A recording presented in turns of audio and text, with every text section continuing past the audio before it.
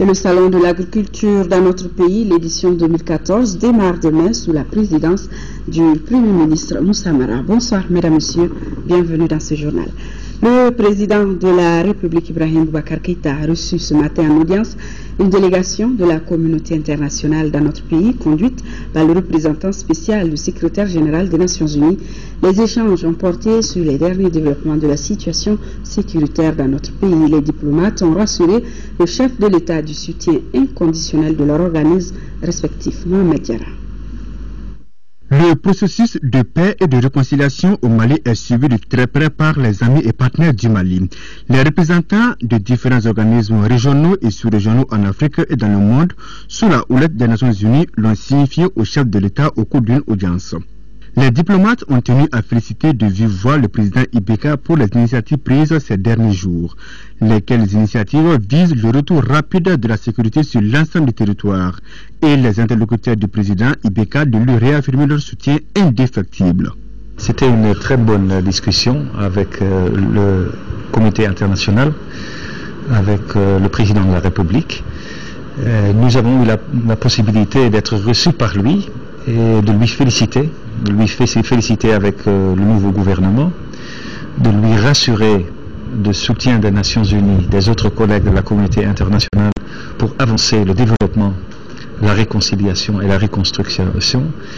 Et nous avons vraiment perçu aussi sur le niveau des négociations de paix, des pourparlers, une nouvelle dynamique.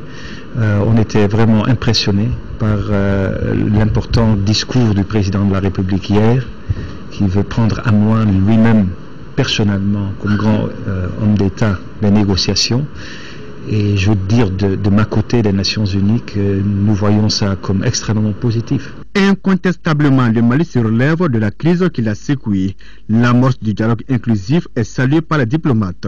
Le processus de cantonnement des groupes armés avance et des équipes sont sur le terrain pour faire la reconnaissance des sites.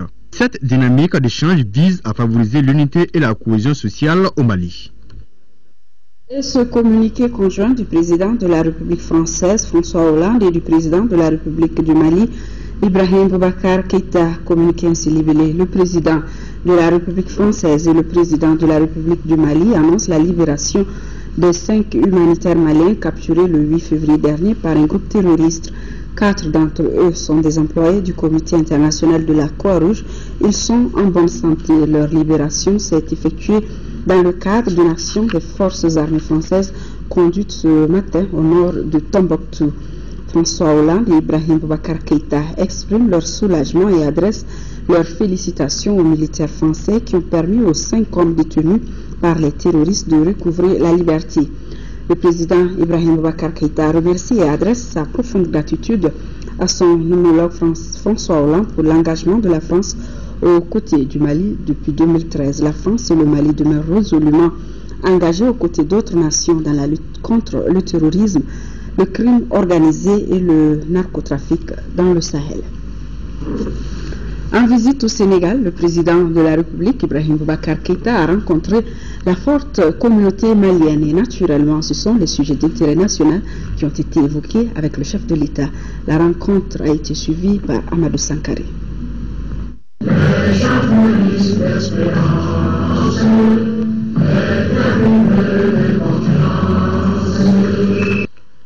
C'est par ces notes de l'hymne national du Mali que les Maliens du Sénégal ont accueilli le président de la République, Ibrahim Boubacar Keïta.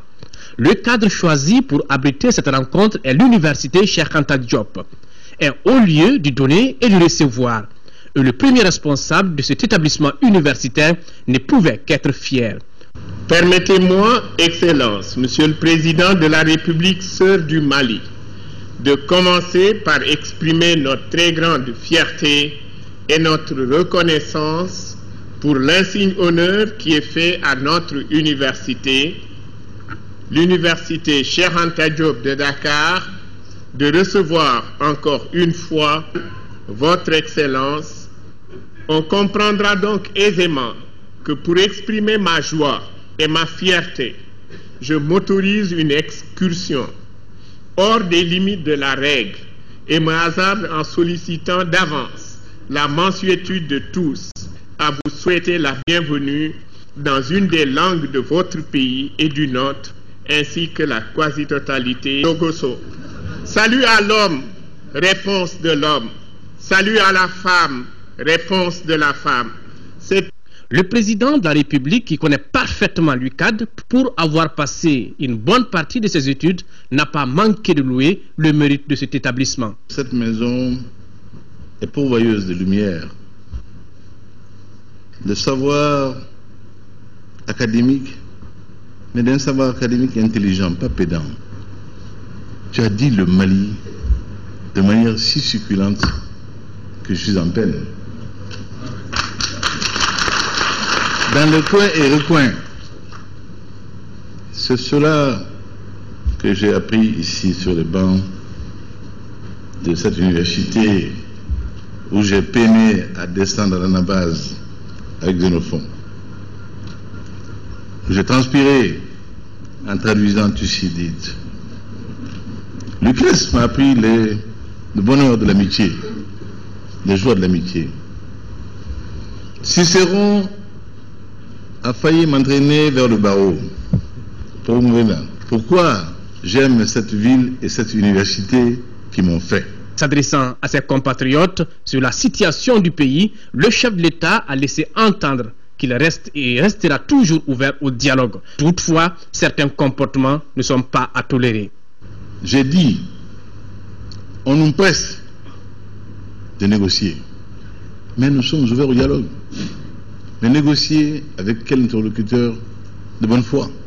Quand l'interlocuteur, j'ai dit, va à Moscou, demandez aux autorités russes, aidez-moi à acquérir des armes, aidez-moi en formant, en me donnant des instructeurs pour mes troupes, et en retour, je me ferai fort, une fois l'indépendance acquise ou l'autonomie, de vous faire l'allié privilégié qui aura l'entière disponibilité de mes ressources minières.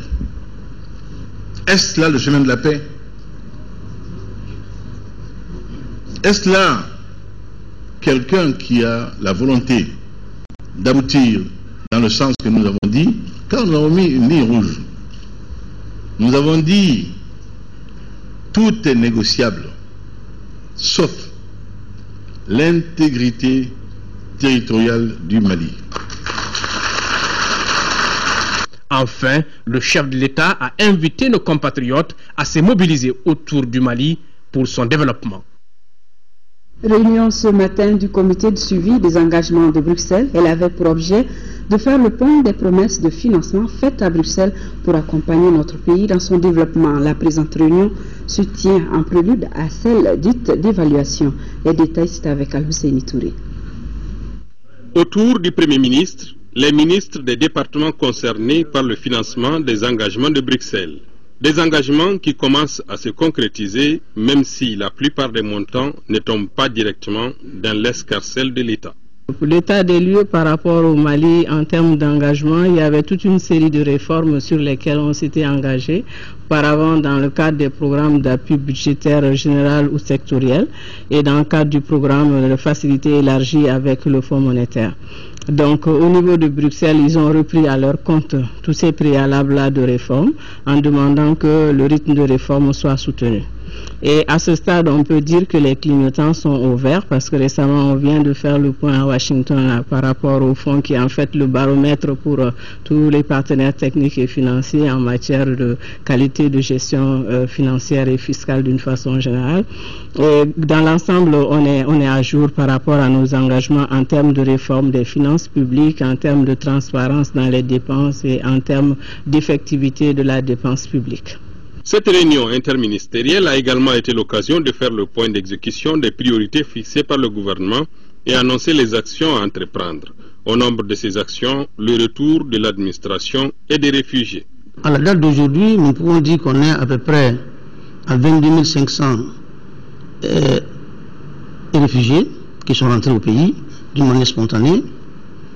Et il y a également un programme avec le partenaire de la CR que nous avons élaboré et qui permet en attendant que d'autres mesures soient prises pour inciter ces compatriotes à retourner en leur payant un pécule pour les permettre de quitter les camps de réfugiés et rejoindre leur pays.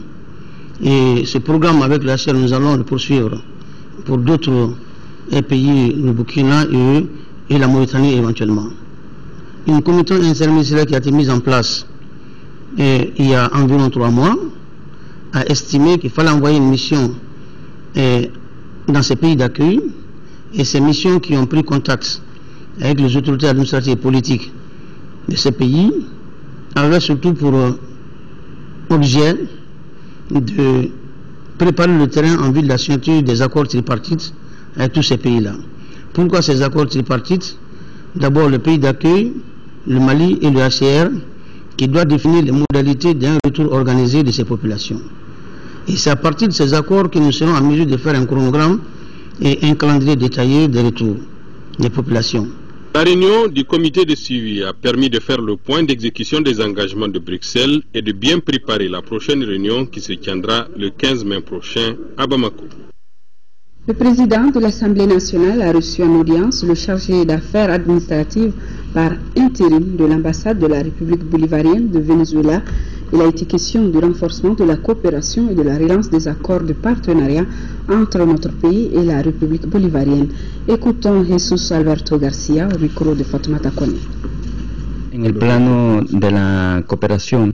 En termes de coopération, après la visite de notre Excellence le commandant Hugo Chavez, il nous a laissé la ligne de renforcer la coopération avec la Mother Terre Afrique en commençant par le Mali. Au niveau de Venezuela, notre coopération avec l'Afrique doit commencer par le Mali. Et ce qui concerne sa visite, lors de cette visite de l'appui, ils ont pu mettre beaucoup de choses en place. Ils ont signé le protocole d'accord. Il y a plus de 11 protocoles d'accord qui ont été signés lors de cette visite. Ces protocoles actuellement ne sont pas relancés. Et nous sommes là dans ce cadre de la relance de cette coopération dans beaucoup de domaines surtout. Actuellement, c'est que nous faisons beaucoup l'emphasis sur la formation des ressources humaines, ce qui explique la présence de 20 étudiants maliens au Venezuela. Et dans les jours à venir, nous allons augmenter le nombre de bourses pour les étudiants maliens. Ce qui concerne le groupe parlementaire, nous allons voir dans un premier temps essayer de mettre en place un accord de coopération entre le Parlement vénézuélien et le Parlement malien. Dans ce sens que le Parlement vénézuélien peut appuyer le Parlement malien dans le sens de la formation, surtout que le Venezuela a plus de 200 ans d'indépendance et l'Assemblée vénézuélienne est constituée de plus de 300 députés. Donc, plus de 300 députés, dont plus de 150 femmes. Nous essayons de voir la possibilité d'avoir une première visite pour faire ça, de plus de contacts avec l'Union et après voir ensemble ce qui est possible de faire pour que les deux pays puissent bénéficier et que ce soit une relation de complémentarité. Nous restons à l'hémicycle où un juge de la Haute Cour de justice a prêté serment ce matin.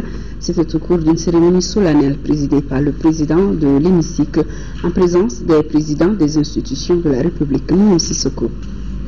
Je dis solennellement de bien et fidèlement remplir ma mission, de l'exercer en toute impartialité dans le respect de la Constitution, de garder religieusement le secret des délibérations et des votes, de ne prendre aucune position publique.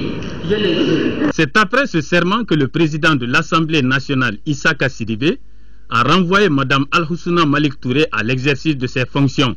L'honorable Al-Hussouna Malik Touré est élue à Gao. Elle n'avait pas prêté serment avec ses collègues de la Haute Cour de justice le 27 mars dernier, alors que la loi dit qu'avant d'entrer en fonction, les juges titulaires et les juges suppléants de cette institution de la République doivent prêter serment devant l'Assemblée nationale. Auparavant, les députés avaient procédé à l'adoption des procès-verbaux des plénières des 27 et 16 avril 2014. La Direction générale des impôts doit mobiliser pour cette année plus de 558 milliards de francs CFA. L'information nous a été donnée ce matin à l'ouverture du conseil de direction de l'administration fiscale. Les travaux de 3 jours portent sur l'analyse des recettes 2013, la présentation du plan stratégique 2014-2016 et les réformes en cours à la direction des impôts. Brahma Traoré, compte rendu. La Direction générale des impôts voit grand en 2014, une année au cours de laquelle elle entend mobiliser plus de 558 milliards de francs CFA, un montant supérieur à celui de l'exercice 2013 qui était de 521 milliards de francs CFA, un objectif difficile à atteindre sans la mobilisation générale du personnel des impôts. C'était un impératif pour nous de renouer avec notre efficacité coutumière. Un défi que la Direction générale des impôts et la section syndicale devront relever en rétablissant avec tact et discernement la cohésion sociale au sein de la famille des impôts. D'ores et déjà, un cadre de dialogue a été mis en place afin de favoriser des discussions responsables dans un cadre de respect mutuel. D'autres défis se posent à l'administration fiscale malienne. On note en l'occurrence l'insuffisance des ressources humaines qualifiées, le décalage entre l'extension du réseau informatique et la prise en charge des besoins nouveaux. Des difficultés qui sont loin d'occulter les réformes engagées pour améliorer les procédures de gestion des impôts.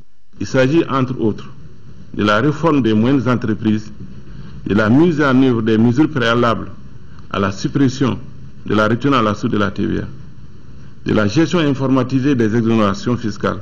Pour les premiers responsables du département de l'économie et des finances, la mobilisation des ressources doit être au cœur de notre développement.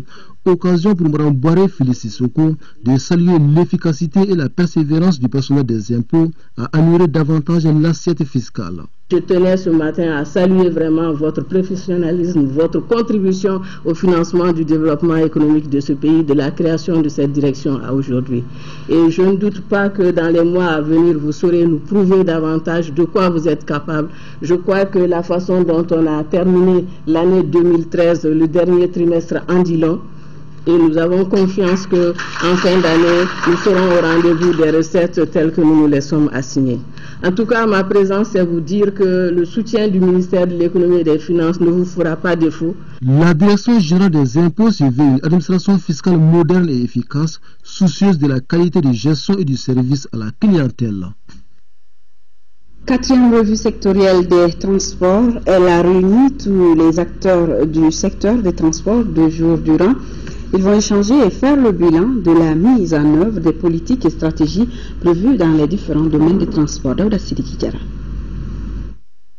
Pour le compte de l'année 2013, les acteurs du secteur des transports sont invités à une analyse critique et objective de leur revue sectorielle. C'est là afin que les nombreux défis de 2014 puissent être relevés. La réunion sur la revue sectorielle des transports est également un cadre de concertation, une tribune qui nous permettra d'appréhender l'évolution du secteur, d'en dégager les difficultés et de mieux cerner les perspectives. Plus spécifiquement, la revue devra permettre de faire le bilan de la mise en œuvre des politiques et stratégies prévues dans les différents domaines couverts par le secteur, à savoir le domaine des infrastructures routières, celui du transport de surface et celui du transport aérien. La revue sectorielle permettra aux acteurs des transports et les partenaires techniques et financiers de parvenir à une vision commune du secteur et de dégager les priorités. Fiers d'assister à cette 4e revue, les partenaires techniques et financiers du secteur des transports au Mali ont pour ambition de changer le visage du pays grâce à la construction des routes. Depuis janvier 2013, nous avons mené ensemble 2 grandes actions. Premièrement, la définition d'une nouvelle politique nationale des transports et des infrastructures. Et deuxièmement, la création d'une plateforme de dialogue pilotée par le ministère des Transports qui rassemble de nombreux acteurs publics et privés afin de résoudre ensemble les problèmes du secteur. Je voudrais vous assurer de notre plein soutien pour assurer le financement de la réhabilitation de la ligne de chemin de fer dans son intégralité. Le second projet est la réalisation de l'axe routier Sévaré-Gao-Bourem-Kidal-Frontière-Algérie, dont la programmation devrait être discutée dans les semaines à venir. L'entretien et la modernisation du réseau routier, de la lutte contre la surcharge des véhicules, la sécurité routière, l'avenir du rail, le transport aérien, la navigabilité du fleuve Niger sont autant de questions qui sont à l'ordre du jour. C'est pourquoi le ministre de l'Équipement, des Transports et du Désenclavement a invité les participants à avoir des idées fécondes afin d'avoir des résultats concrets. Le budget programme 2014 de l'aéroport du Mali se chiffre à plus de 8 milliards de nos francs. C'est d'ailleurs avec cette somme que d'ambitieux programmes d'amélioration de la qualité des services sont prévus. C'est en tout cas le souhait des administrateurs réunis pour la 45e session du conseil d'administration de l'aéroport du Mali. Daouda Sidiki Diarra. Mesurer les forces des aéroports du Mali tout en validant les grandes orientations budgétaires, c'est la vision de la direction de ce service aéroportière qui tient la 45e session de son conseil d'administration. Cette session aura à se pencher sur le rapport d'activité 2013 et l'examen du projet des activités et budget 2014. L'exercice 2013 a enregistré un chiffre d'affaires de 4 milliards 958 millions 108 507 francs, soit un taux de réalisation de 99% par rapport à la prévision et une hausse de 12% par rapport à 2012. Ces résultats encourageants augurent une belle perspective pour Aéroports du Mali en l'entame du programme d'activité 2014. Dans le souci de renforcer la qualité des services et des prestations dans les aéroports, l'année 2014 sera marquée surtout par les activités courantes des différentes directions opérationnelles et services rattachés, entre autres l'entretien et la maintenance des équipements aéroportiers, l'opérationnalité de la vidéosurveillance de l'aéroport, le développement des ressources extra-aéroportières. Face à la menace continuelle du terrorisme, de meilleures perspectives de trafic sont attendues pour l'exercice 2014. Pour parvenir à la mise en place effective de ce programme d'activité, le budget prévisionnel 2014 se chiffre à hauteur de 8 milliards 331 millions 513 521 francs en termes de ressources, 6 milliards 808 980 000 en dépenses, 1 milliard 950 millions en termes d'investissement. Aéroport du Mali représente l'ensemble des installations nécessaires au trafic aérien. C'est un établissement public à caractère industriel et commercial. L'Agence pour l'aménagement et la gestion des zones industrielles du Mali, AGSA, tient également son conseil d'administration. Deux points étaient à l'ordre du jour de cette 10e session. Il s'agit de l'adoption du budget 2014 et du point d'avancement des travaux d'aménagement sur différents sites inscrits au programme 2014. Ces sites concernent les zones industrielles de Sanankoroba, de Wélé-Sébougou et du Mandé. Pour leur aménagement, l'AGSA mobilisera 1,5 milliard de nos francs. Abdrahman Mega. Au terme des travaux de cette 10e session, les administrateurs de l'Agence pour l'aménagement et la gestion des zones industrielles du Mali, AGSA, ont adopté le budget de l'exercice 2014. Ce budget est équilibré en recettes et en dépenses à la somme d'1,5 milliard de francs CFA. Une somme qui permettra à cette structure de faire face à ses engagements de 2014, à savoir l'aménagement de 3 zones industrielles dans 3 communes rurales du Mali, Sanankoroba, Wélé-Sébougou et Mandé.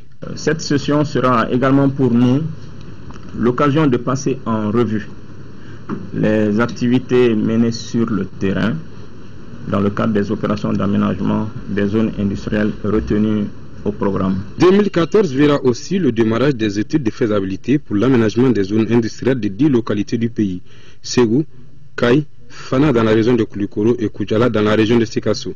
Les études de faisabilité pour l'aménagement des zones industrielles de Bougouni dans la région de Sikasso, de Mopti et de Kati sont également prises en compte dans ce projet 2014 d'AGSA. L'agence a pu réaliser à hauteur de 110% ses prévisions en recettes de l'année 2013. En plus de l'aménagement de ces zones industrielles, l'AGSA fera également face à la gestion des espaces à travers la mise en œuvre d'un certain nombre d'activités, notamment l'organisation des affaires courantes concernant l'administration et l'entretien des zones, des infrastructures de voirie, la surveillance en matière de respect des clauses du contrat d'attribution et du cahier de charges. Travaux sur le repositionnement de la planification familiale en Afrique de l'Ouest. Les représentants de la société civile du Bénin, du Sénégal et du Mali sont depuis ce matin en réunion pour 2 jours. Ils aborderont différents sujets, parmi lesquels les bonnes pratiques et les contraintes liées à l'accès et à l'utilisation des produits contraceptifs. Ramata Konati. Après 2 années d'activité relative à la planification familiale, l'heure est au bilan. Évaluer ce qui a été fait et ce qui reste à faire dans le cadre du projet renforcement de l'engagement de la société civile dans le repositionnement de la planification familiale en Afrique de l'Ouest. Il y a eu des interventions qui visaient les jeunes par rapport au service des PF. Donc on a eu qu'en termes de coordination des interventions, le message n'a pas bien passé. Après plus de 2 ans, la mise en œuvre de l'initiative apparaît comme une nécessité et la mutualisation des leçons apprises, des expériences antérieures avec l'ensemble des acteurs des trois pays s'avère opportune pour des perspectives de pérennisation de l'engagement de la société civile dans la planification familiale. Cette rencontre, selon ses initiateurs, se tient au moment où des efforts restent à faire en matière d'accès aux produits contraceptifs. 30% des femmes voudraient soit espacer leur grossesse ou limiter les naissances. Elles n'arrivent pas, malheureusement, pas à le faire à cause des problèmes d'accessibilité géographique ou financière, mais aussi à cause des barrières, de beaucoup de barrières jusque-là socioculturelles. Donateurs et représentants de la société civile, tous s'imprègnent de l'évolution de la planification familiale, des leçons apprises et des initiatives entreprises par les organisations de la société civile pour la promotion de la santé et de la reproduction. Les pays concernés par cet exercice de 2 jours sont le Bénin, le Sénégal et le Mali. Actualité politique à présent, une délégation du parti de l'Union pour la République et la démocratie URD, conduite par Soumaïla Cissé, et une autre délégation du parti Force Alternative pour le Renouveau et l'Émergence phare en Kabylie, conduite par Modibo Sidibé, se sont rencontrés hier au siège de l'URD à Badalabougou. L'objectif de la rencontre est de construire un bloc politique de l'opposition, une décision issue des recommandations du premier congrès des phares en Kabylie. Mahamadou Doumbia, compte rendu. Réunis autour d'une même table et face à face, Soumaïla Cissé et Modibo Sidibé et l'ensemble de leur délégation ont échangé pour s'accorder sur un consensus politique global. Ainsi, le parti de l'Union pour la République et la démocratie et phare en Kabylie, le parti des forces alternatives pour le renouveau et l'émergence, s'unissent pour une opposition constructive. Nous avons choisi d'être dans l'opposition républicaine et démocratique par choix politique, idéologique, par choix pour la République et la démocratie, pour que la pratique de l'opposition devienne naturelle, parce que c'est indispensable. C'est ce que nous avons fait valoir au niveau de l'Assemblée nationale. Il y a des militants cadres du parti qui ont souhaité ne pas épouser cela et qui ont démissionné du parti. C'est un choix politique et démocratique. Pour le reste, nous continuons notre combat. Aujourd'hui, nous nous retrouvons. Nous ne retrouvons pas par un esprit mesquin. Nous nous retrouvons parce que nous avons tous les deux un engagement patriotique réel. Nous revendiquons d'aimer ce pays-là autant que chacun. Nous revendiquons de nous sacrifier pour ce pays autant que chacun. Nous revendiquons d'avoir fait pour ce pays beaucoup et que nous sommes prêts à nous sacrifier pour ce pays et à faire encore plus pour ce pays. Ceci, aujourd'hui, nous revendiquons de construire ensemble une opposition crédible, une opposition républicaine, une opposition qui fera avancer les débats. Après l'union de ces deux partis politiques dans l'opposition, la porte reste ouverte pour d'autres éventuels arrivants. La capitalisation des expériences sur les élections générales de 2013, le sujet était au centre d'un atelier. Il est organisé par le consortium d'ONG partenaires du Mali dans l'organisation des élections générales passées. Les travaux de 2 jours devront permettre d'identifier les forces et faiblesses constatées dans l'organisation des élections. Agali Agagissa. L'année 2013 a été marquée par la tenue des élections présidentielles et législatives au Mali. Plusieurs partenaires ont appuyé notre pays dans l'organisation de ces élections générales. C'est dans le but de corriger les insuffisances constatées qu'un consortium d'ONG organise cette table ronde pour synthétiser les expériences. Organiser une table ronde immédiatement après le dernier tour des élections législatives ne nous aurait pas permis d'avoir le recul que nous avons maintenant. Aujourd'hui, il est important, au cours de cette table ronde, d'avoir un recul critique sur le rôle que chacun a joué, afin de pouvoir mettre en commun toutes nos expériences.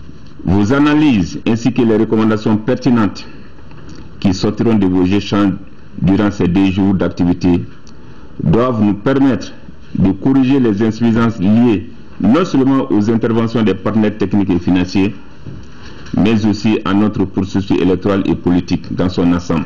Les travaux qui durent 2 jours regroupent tous les acteurs impliqués dans l'organisation des élections au Mali. La rencontre a été organisée par le consortium NDI, IRI et AFS. Cette autre rencontre qui s'intéresse à l'intégration des crimes de guerre et autres infractions graves dans la loi pénale de notre pays, les représentants des ministres de la Justice et de la défense et ceux des associations des droits de l'homme en sont les initiateurs. Ramata Konati. Cette table ronde sur le droit international humanitaire DIH au Mali s'ouvre sur un constat relatif au mutisme de la loi pénale sur les crimes de guerre et autres infractions graves commis sur le territoire national. Si un État ratifie un traité comme les conventions de Genève, il y a certaines obligations et certaines conséquences de la traduire dans les législations nationales pour après faciliter le suivi judiciaire d'éventuels abus de ce loi. Le Mali n'a pas encore traduit toutes ces obligations qui sortent ou qui découlent des conventions de Genève dans sa loi nationale, par exemple dans le code pénal, par exemple pour des crimes qui sont faits dans des conflits non internationaux. Ces insuffisances ou la répression des infractions au DIH, l'état des lieux de la mise en œuvre des traités ratifiés dans le domaine sont autant de sujets inscrits à l'ordre du jour de cette rencontre.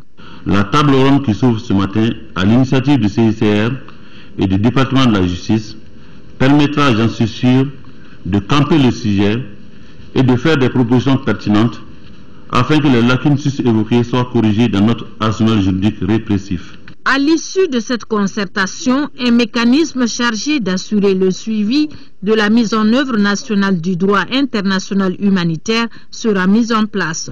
Tous ces efforts devront contribuer à la promotion du DIH au Mali.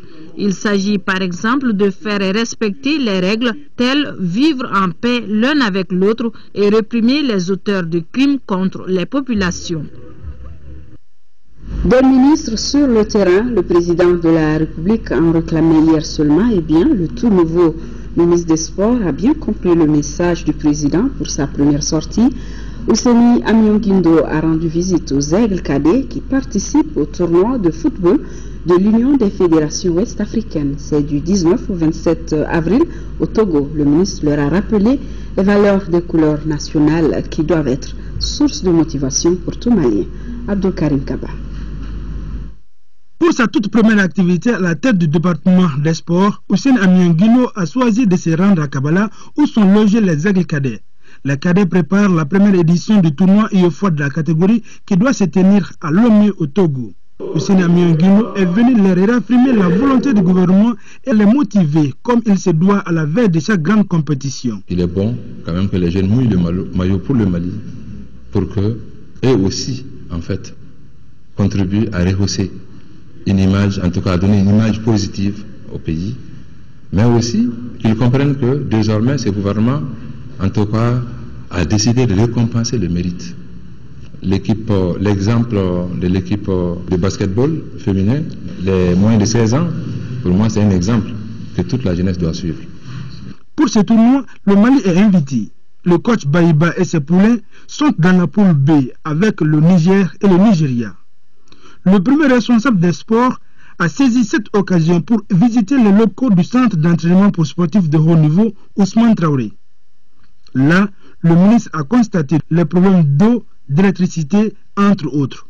Il faut que toutes les conditions soient créées pour le confort nécessaire pour permettre à l'équipe quand même d'être internée ici ou hébergée ici dans les meilleures conditions. Ouseni Amionguindo, ministre des Sports, a instruit à ses collaborateurs de résoudre au plus vite ces problèmes pour un bon séjour des équipes. Bonne chance aux cadets. Fini les risques liés aux armements et aux munitions obsolètes en deuxième région. Le Mali bénéficie désormais d'une expertise des Nations Unies pour la destruction de 85 missiles. Tientiambougou, le village du Sable, situé à une vingtaine de kilomètres de Koulikoro, a abrité hier une première cérémonie de destruction de 3 missiles. L'opération s'inscrit dans le cadre d'une vaste campagne de destruction d'armements et de munitions qui ne sont plus opérationnels. Brahima Kone pour les détails. Quand une munition est obsolète, elle devient dangereuse pour la population, d'où la nécessité de la détruire. Celle-ci est une parole d'expert livrée aux journalistes sur le site de destruction de munitions de Tientiambougou, un village situé à une vingtaine de kilomètres de Koulikoro. La destruction de missiles, c'est toute une opportunité. C'est vraiment, il faudrait que cela soit porté à la connaissance de nos populations. C'est des vieux engins C'est des appareils très anciens, obsolètes, hors d'usage. Il y en a qui datent de 50 ans d'âge et donc ils ne peuvent plus être utilisés. L'opération s'est déroulée en 2 phases. La première a consisté à enflammer ce que les militaires appellent le carburant solide. La seconde a concerné la destruction de 3 missiles Sol R3. Le matériel pour la mise en œuvre de ces missiles-là est obsolète. Un matériel obsolète qui ne sert à rien et qui est un danger pour la population, nous préférons détruire ce matériel-là et sauvegarder la vie de la population. Le Mali bénéficie d'une expertise des Nations Unies à travers le United Nations Mine Action Service UNMAS qui a mis en sous-traitance The Development Initiative TDI, une entreprise basée au Zimbabwe. Bien souvent en Afrique, les conditions de stockage sont bien en dessous des minima requis aux normes internationales. On a un exemple très concret et qui s'est passé très récemment malheureusement, qui est sur le Congo-Brazzaville. Tout le monde en a entendu parler. Il y a eu une grosse explosion, plusieurs tonnes qui ont fait des dégâts considérables. 14 missiles obsolètes avaient été déjà détruits. Globalement, la destruction devra concerner 85. Lancement hier mercredi donc à Caille du projet de filets sociaux d'Iguisséméiri pour 3 ans. Plus de 8600 ménages des plus pauvres des cercles de Diema, Nioro du Sahel et Kita bénéficieront des transferts monétaires de 30 000 par ménage et par trimestre. Ce programme, initié par le gouvernement et la Banque mondiale, vise à lutter contre la pauvreté dans notre pays et va couvrir 156 communes de 26 cercles. De Caille, le compte-rendu de Siaka Konaté. Le projet d'urgence des filets sociaux du Guisséméiri couvre 3 cercles de la région de Caille, à savoir Diema, Nioro du Sahel et Kita. Dans le cadre de la sous-composante transfert monétaire, 8671 ménages pauvres de 35 communes recevront chacun 30 000 francs CFA par trimestre pendant 3 ans, soit près d'1 milliard de francs CFA par an, des fonds non remboursables. Des comités villageois et communaux seront mis en place pour le recensement des futurs ménages bénéficiaires. L'identification des ménages les plus pauvres se fera selon la méthode qu'on appelle le ciblage géographique. Nous allons mettre en place des comités communaux et au niveau de chaque village, nous allons mettre ce qu'on appelle les comités villageois. Nous allons travailler en rapport avec ces différentes structures qui ont l'avantage de connaître les ménages de leur localité. En plus des transferts monétaires, le projet comprend une sous-composante paquet nutritionnel préventif PNP destiné aux enfants âgés de 0 à 5 ans. Le programme d'urgence des filets sociaux a été initié par le gouvernement sur le financement de l'Association internationale de développement IDA de la Banque mondiale pour venir en aide aux ménages pauvres. Cet important programme national vise d'une part à répondre aux besoins immédiats et permanents des ménages en pauvreté chronique et en vulnérabilité, et d'autre part à créer des opportunités pour leur avenir en appuyant les stratégies de développement humain. Lancé en 2013, le programme d'urgence des filets sociaux envisage d'atteindre en 3 ans 62 000 ménages de 156 communes issues de 26 cercles des 8 régions et du district de Bamako. Les passations de services se poursuivent dans les différents ministères. Hier, mercredi, le ministre Zahabi Ould Sidi Mohamed a passé le relais au nouveau ministre de la coopération internationale, des affaires étrangères et de la coopération internationale, Abdoulaye Diop. Exercice pareil au ministère de l'énergie, où le ministre de l'énergie passe le volet haut au nouveau ministre de l'environnement, de l'assainissement et de l'eau.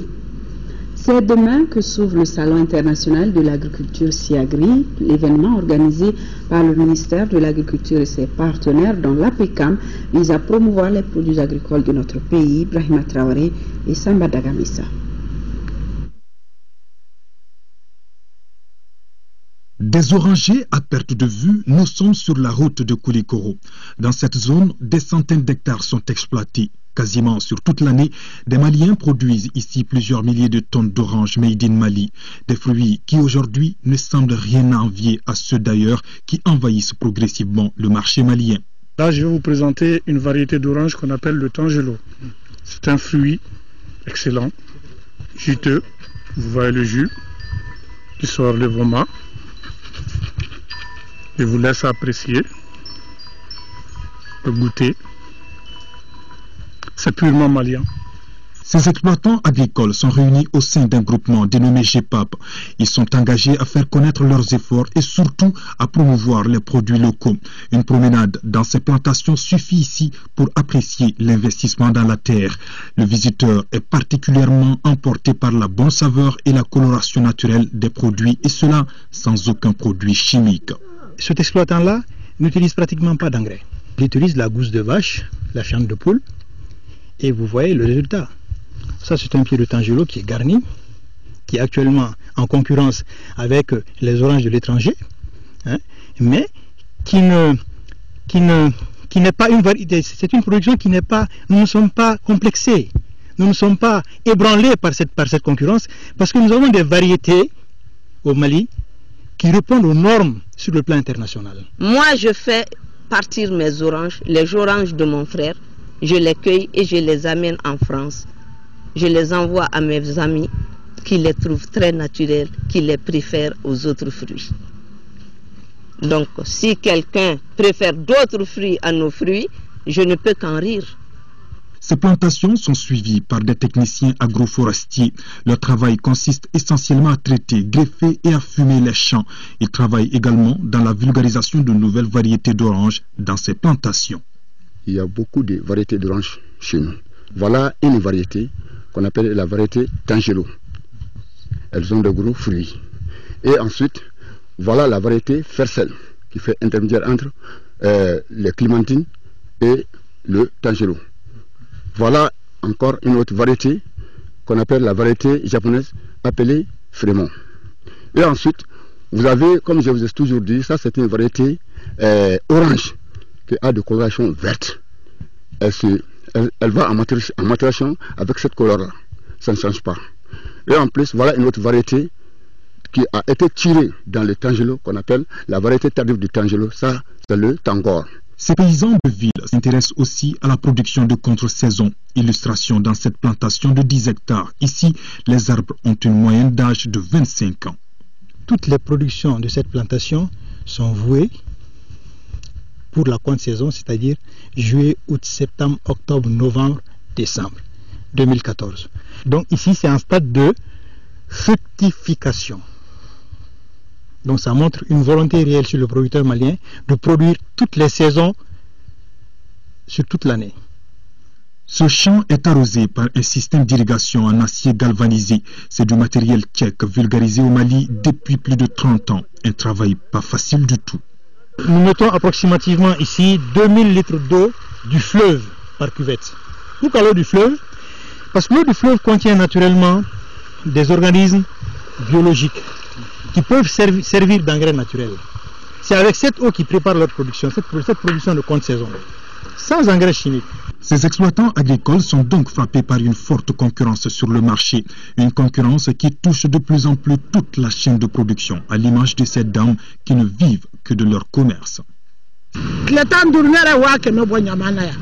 En 15 jours, j'ai perdu 500 000 francs CFA. Tout ça à cause de la mévente.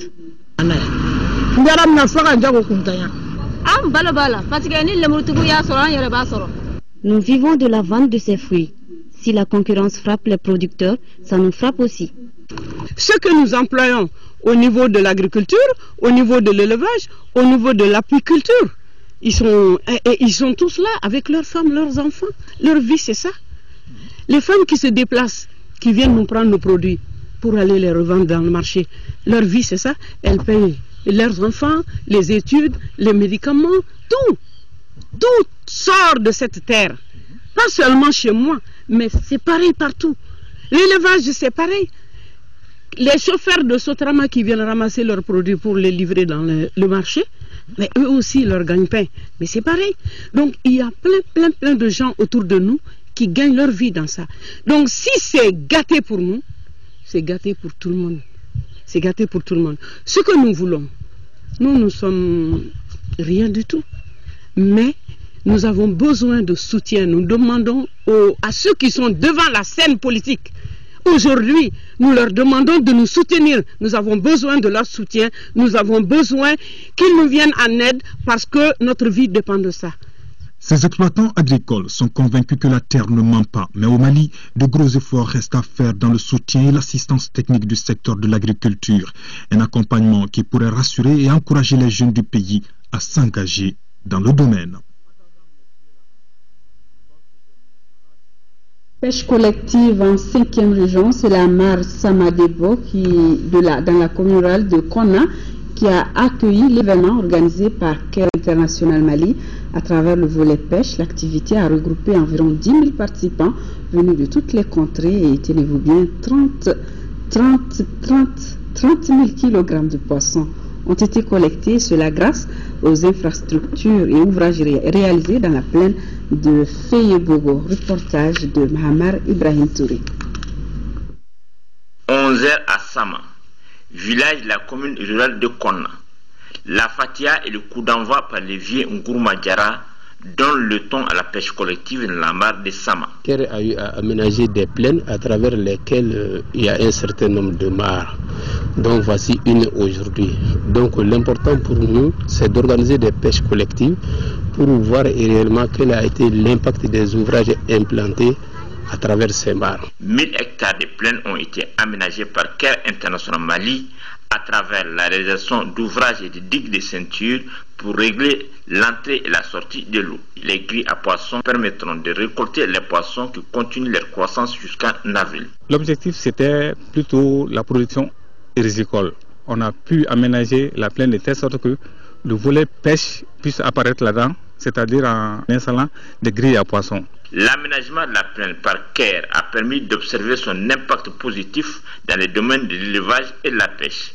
Effort apprécié par l'association intervillageoise de la gestion de la plaine de Feyebogo. La pêche, ça se faisait avant, mais depuis que SAPI a fait l'ouvrage, là maintenant la pêche a été bien organisée. Le projet SAPI, c'est la branche de Care. C'est Care qui a organisé les 7 villages qui font l'AIV de 2 communes. Le volet pêche de Care International s'occupe des équipements et aménagements d'étangs piscicoles, des mares, les emprunts et les banques côtières. Au cours de cette journée de pêche collective dans la mare de Samadebo, 30 000 kg de poissons ont été collectés.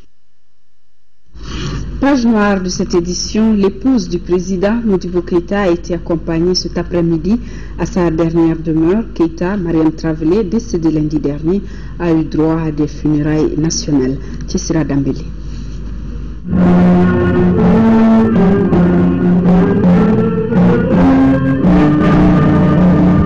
Le boulevard de l'indépendance de Bamako pour les funérailles officielles de la pionnière de l'indépendance que fut Keïta Mariam Travelé. Tout un symbole, 37 ans après la mort de son mari Modibo Keïta, premier président du Mali. Déjà médaillé d'or de l'indépendance du Mali, Keïta Mariam Travelé a été élevé par le président de la République à la dignité de grand officier de l'ordre national du Mali à titre posthume. Madame Mariam Travelé, épouse du président de Keïta, au nom de la République du Mali, nous vous élevons à la dignité de grand officier de l'ordre national du Mali à titre posthume. Pour ce dernier hommage de la nation entière à la première dame, ils étaient tous là, amis, compagnons de lutte, la classe politique dont fait partie l'UMRDA, la famille de l'illustre disparu et le président de la République accompagné par les membres du gouvernement. Décédée le lundi dernier à l'âge de 94 ans, Keïta Mariam Travelé est une native de Bamako devenue institutrice puis épouse en 1939 de Modibo Keïta alors que celui-ci était encore instituteur. Elle aura été un compagnon de lutte de son mari et pas une des moindres militantes de l'USRDA. Arrêtée dans le sillage du coup d'État de 1968 qui a évincé son mari du pouvoir, Mariam Travelé ne sera libérée qu'en janvier 1978 après la mort de son mari. Les difficultés de la vie, l'isolement ne l'auront pas empêché de rester digne et discret jusqu'à son dernier jour. Ayant depuis toujours refusé l'individualisme et l'égoïsme qui conduisent à ne s'intéresser qu'à soi-même, elle s'est à jamais inscrite dans une vision du monde où l'intérêt général, celui du peuple et du plus grand nombre, prime sur celui de l'individu et du particulier. Oui, elle fut une femme simple, presque ordinaire, notre mère, grand-mère, arrière-grand-mère Mariam Travelé, mais cependant d'une grandeur exceptionnelle qui fait que même la mort refuse de la libérer de la parole. Elle qui ne parlait presque pas sinon que pour rappeler des choses importantes, des valeurs de toujours et de tous les jours, elle est désormais et à jamais devenue parole. Elle parlera maintenant constamment à nos consciences pour nous rappeler à l'honneur, pour nous inviter à inscrire nos actes, nos faits, gestes et dires dans la dignité et l'honnêteté. La famille UMRDA qui s'est mobilisée pour ce dernier hommage n'a pas manqué de lui témoigner tout son respect. Ici, tous reconnaissent que la vie de Mme Travelé a été indissociable de celle de son mari dont elle a assumé l'héritage avec courage. La première épouse du premier président du Mali indépendant repose désormais au cimetière de Hamdalaï. Madame Keïta Mariam Travelé a contribué à l'édification de Mali fort, unis et respectés dans le monde. C'est la substance des témoignages effectués cet après-midi lors des funérailles nationales. La synthèse de ces témoignages avec Mamari Kone. Ils sont proches des familles Keïta et Travelé, cadres du parti de l'indépendance ou amis du président Modibo Keïta. Ils ont tous tenu à faire un témoignage de reconnaissance, d'admiration ou d'affection aux funérailles nationales organisées par les autorités maliennes. Femme exceptionnelle, Mariam Travelé s'est battue aux côtés de son époux avec fidélité et constance. C'est pourquoi, au nom des militantes et militants du parti, le président de l'Union malienne, Rassemblement démocratique africain, dira que l'épouse du premier président du Mali indépendant a mené une vie sociale et politique bien remplie. Militante de première heure du Rassemblement démocratique africain, elle a été l'épouse et la compagne infatigable du président Modibo Keïta et une ardente combattante de la panafricaine des femmes. Elle a été également un grand témoin du Mali moderne et une conseillère de tout le temps sur les grands thèmes nationaux. En 1953, suite au combat politique du couple à Sikasso, Modibo Keïta est déporté puis emprisonné par l'administration coloniale. La section pilote de Sikasso qu'il dirigeait est démantelée. Mariam prend alors le flambeau du RDA en même temps qu'elle assume les fonctions de présidente de la commission sociale des femmes à Sikasso et plus tard elle est élue présidente nationale de la commission sociale des femmes du parti. Entre Baba Akib Aïdara et le couple Keïta, c'est une histoire d'amitié, une longue et fidèle amitié basée sur une estime réciproque. Baba Akib Aïdara retient de Keïta Mariam Travelé trois mots qui sont le courage, la fidélité et la dignité. Son courage, c'est cette force morale dans laquelle elle a su se tenir devant les difficultés de la vie publique qui fut la sienne aux côtés de son illustre mari, mais aussi devant les souffrances que lui faisait subir injustement la bassesse et la méchanceté de ceux-là qui lui refusèrent jusqu'au simple droit humain de s'incliner devant la dépouille mortelle de son mari. Mariam Travelé cultivait une fidélité qui était comme un témoignage constant. C'est une fidélité politique et sociale à la mémoire de tout ce qu'elle a pu fréquenter auprès de son compagnon de lutte, son incomparable mari Modibo Keïta. La dignité chez Mariam Travelé, c'est d'abord ce respect de soi, qui la maintenait en toutes circonstances, dans une attitude qui forçait le respect. Peu de mots publics, des gestes mesurés, toujours attentive à tout ce qui arrivait à son parti de RDA, mais aussi au battement du pouls de l'opinion publique profonde qui parvenait jusqu'à elle. Camarade de lutte du président Modibo Keïta, Amadou Sédou Traoré dit Amadou Djikroni a fréquenté pendant longtemps le couple présidentiel.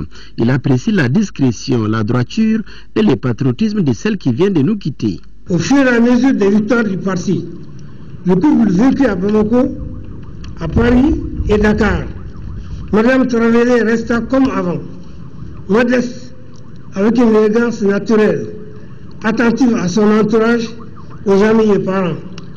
Une fois, elle fut excellée par le comportement déloyal de quelques dirigeants du parti à l'égard de Modibo. Et elle lui lança: démissionne, tu es un enseignant, tu adores l'agriculture et l'élevage, on va s'installer à la campagne. Fin de citation. Montrant ainsi son manque d'intérêt pour les délices du pouvoir.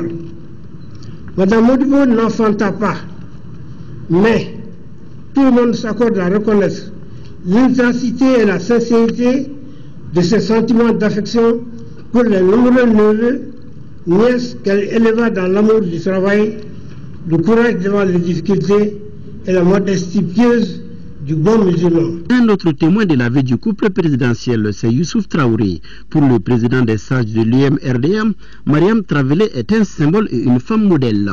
1939, quand nous étions à l'école Théophile de Fougères, et en 40, quand le feu Modibo Keïta a été notre surveillant général, nous avons côtoyé ce couple exemplaire.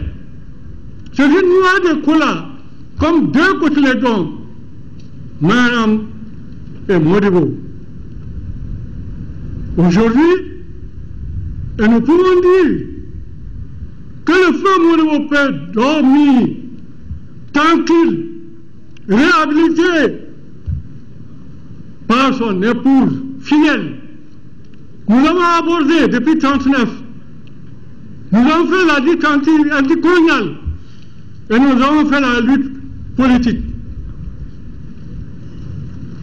Madame est d'une civilité exceptionnelle, née dans une famille noble.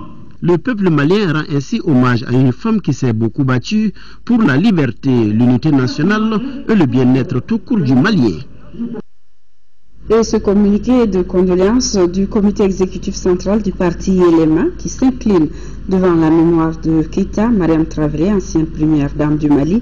En cette douloureuse circonstance, le parti ELEMA adresse ses condoléances les plus attristées à la famille de l'illustre disparu. Que son âme repose en paix. Et nous bouclons cette édition par cette annonce. Donc, vous pourrez suivre après ce journal la traduction en langue bamana du discours prononcé par le président de la République hier lors du premier conseil des ministres du gouvernement Moussa Mara. Et la fin des délestages, ce serait pour très bientôt une bonne nouvelle en tout cas. La société EDEM-SA y travaille et la situation devrait s'améliorer considérablement d'ici la semaine prochaine. C'est ce qu'assure le directeur général de la société EDM, Doro Berté. Il est l'invité de ce soir de Yaya Konaté dans l'interview de la semaine. Un entretien à suivre donc après certainement le discours du président de la République. Cette édition s'achève. Merci de l'avoir suivi. Très bonne suite à tous.